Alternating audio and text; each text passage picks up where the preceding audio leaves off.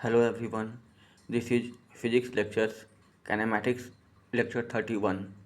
अब हम लोग देखेंगे relative motion in a lift.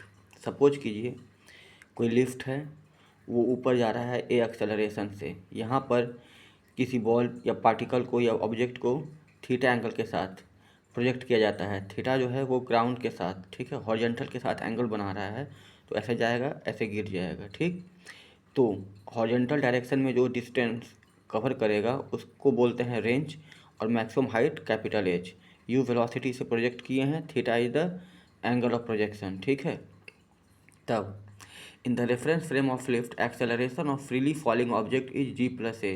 यानी कि लिफ्ट के रेफरेंस फ्रेम में जो ऑब्जेक्ट होगा, जो बॉडी होगा, जो प्रोजेक्ट किए हैं जिस पार्टिकल को, उसका कितना होगा एक्सेलरेशन, जी प्लस ए। यहाँ पर मैक्सिमम हाइट पर उसके पास एक हॉरिजॉन्टल वेलोसिटी होगा। वर्टिकल डायरेक्शन में तो वेलोसिटी जीरो हो जाएगा, हॉरिजॉन्टल डायरेक्शन में वेलोसिटी होगा, वो हो जाएगा u cos theta. Time of flight लग जाएगा टी, वो हो जाएगा 2u sine theta upon g plus a. Maximum height जो रीच करेगा वो होगा u square sine square theta upon 2 into g plus a, और रेंज का वैल्यू होगा u square sine 2 theta upon g plus a. एक क्वेश्चन देखिएगा, दिया हुआ है कि कोई लिफ्ट है जो कि ऊपर जा रहा है ए एक्सेलरेशन से। आदमी जो है हेड के रिस्पेक्ट में एक बॉल को फेंकता है ऊपर यू वेलोसिटी से, यू इनिशियल वेलोसिटी से बॉल को ऊपर फेंकता है। तो निकालना क्या है, टाइम ऑफ फ्लाइट कि कितना देर वो हवा में रहेगा वापस गिरने से पहले। दूसरा, मैक्सिमम हाइट कितना कवर करेगा वो गिरने से पहले। तो देखिएगा आप लोग, तो पहले निकालते हैं acceleration of ball with respect to lift. तो क्या होगा वो, acceleration of ball minus acceleration of lift. तो बॉल को हाथ से छोड़ दिए हैं तो उस पर केवल जी काम करेगा नीचे की तरफ, तो हो जाएगा जी। और एक्सेलरेशन ऑफ लिफ्ट कितना है, ए, कहाँ, ऊपर की तरफ। तब जब नेगेटिव करेंगे तो वो क्या हो जाएगा, प्लस ए। तो overall acceleration of ball with respect to lift कितना हो जाएगा, जी प्लस ए।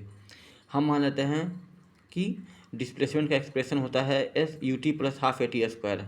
तो हमको टाइम ऑफ फ्लाइट निकालना है, यानी कि वो फिर से हाथ में आ जाए, यानी कि उसका नेट डिस्प्लेसमेंट जीरो हो जाए। तो वैल्यू कितना हो जाएगा, you t minus half A T square. हम माइनस क्यों ले रहे हैं, ऊपर का डायरेक्शन पॉजिटिव, नीचे का डायरेक्शन नेगेटिव, इसीलिए। तो u t minus half g into g plus a into t square हो जाएगा, where t is the time of flight. यहाँ से एक्सप्रेशन आ जाएगा 2u अपॉन जी प्लस ए। अब रहा बात कि मैक्सिमम कितना हाइट ऊपर जाएगा, तो हम लोग जानते हैं कि मैक्सिमम हाइट पर वर्टिकल वेलोसिटी जीरो हो जाता है। तो लगा देंगे वी स्क्वायर बराबर यू स्क्वायर प्लस 2as। यहाँ से मैक्सिमम हाइट का वैल्यू आ जाएगा u square upon 2 into g plus a, ठीक है। अगला देखिएगा टर्म, अब बता रहे हैं relative motion in river flow. Suppose कीजिए कोई नदी चल रहा है, बह रहा है, उसका स्पीड, करंट का स्पीड, धारा प्रवाह जो है उसका स्पीड जो है करंट का, वो यू मान लिए हैं। आदमी का speed with respect to river है भी। तो क्या होता है कि एक पॉइंट से दूसरे पॉइंट तक जाता है, वापस आ जाता है।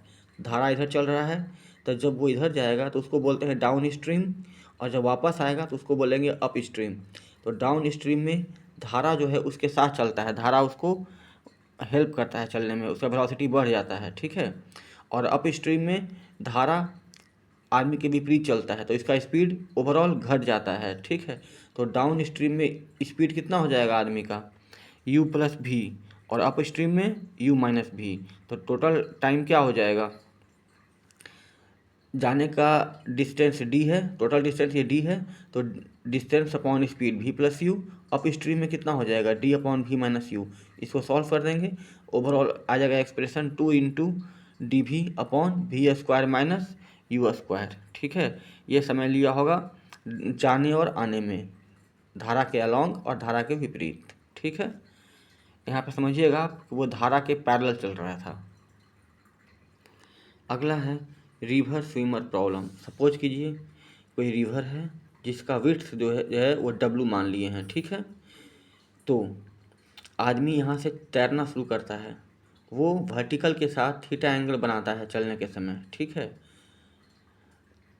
कभी कभी आप लोगों को क्वेश्चन में हॉरिजॉन्टल के साथ एंगल दे देगा, ठीक है ना। तो आप जानते हैं कि अगर ये थीटा दे देगा तो ये कितना होगा, 90 माइनस थीटा। तो जो अभी हम लोग फार्मूला डिराइव करने वाले हैं वो लगा सकते हैं उस केस में भी, ठीक है। बस हम लोग जो अभी रिजल्ट प्रूव करेंगे या डिराइव करेंगे उसमें जो थीटा है वो बना रहा है इनिशियल वेलोसिटी ऑफ आर्मी विथ रिस्पेक्ट टू रिवर का विथ वर्टिकल, वो थीटा एंगल है, ठीक है।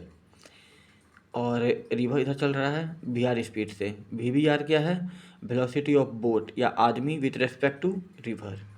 वी आर है एब्सोल्यूट वेलोसिटी ऑफ रिवर, ये मैंने बता दिया है। इसी को बोलते हैं दूसरे शब्दों में वेलोसिटी ऑफ बोट या मैन इन स्टिल वाटर। और वी क्या है, एब्सोल्यूट वेलोसिटी ऑफ बोट। तो हम लोग जानते हैं कि velocity of boat with respect to river कितना हो जाएगा, velocity of boat minus velocity of river.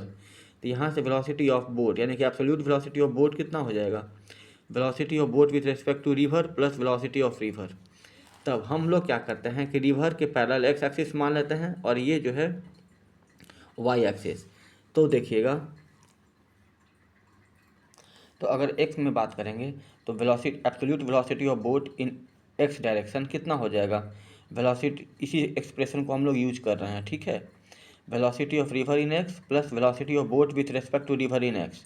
तो velocity of river in x direction v r दिया हुआ है, और जब इसको रिजॉल्व करेंगे तो वी वी आर का दो कंपोनेंट होगा, वर्टिकल में v v r cos theta, horizontal में v v r sine theta, जो कि धारा के विपरीत है, ठीक है।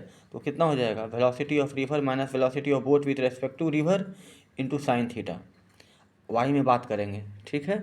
तब क्या होगा, वाई डायरेक्शन में रिवर के फ्लो का कोई कंपोनेंट काम नहीं करेगा, तो वी वी वाई कितना हो जाएगा, velocity of river in y plus velocity of boat with respect to river in y, यानी कि 0 plus v v r cos theta.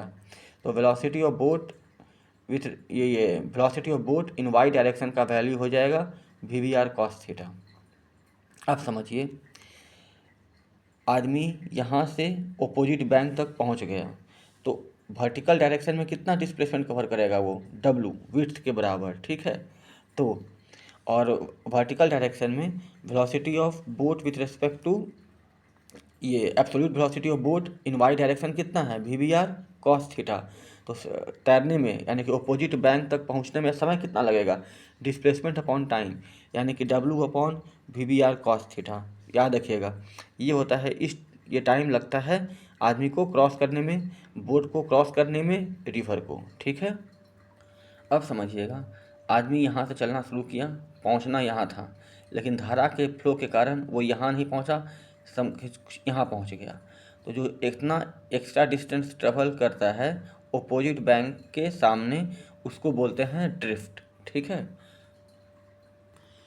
तो वही मैंने लिख दिया है, further displacement along x axis when he reaches the other bank that is drift. वो कितना होगा, एक्स में डिस्प्लेसमेंट, एक्स में वेलोसिटी और टाइम टेकन, ठीक है।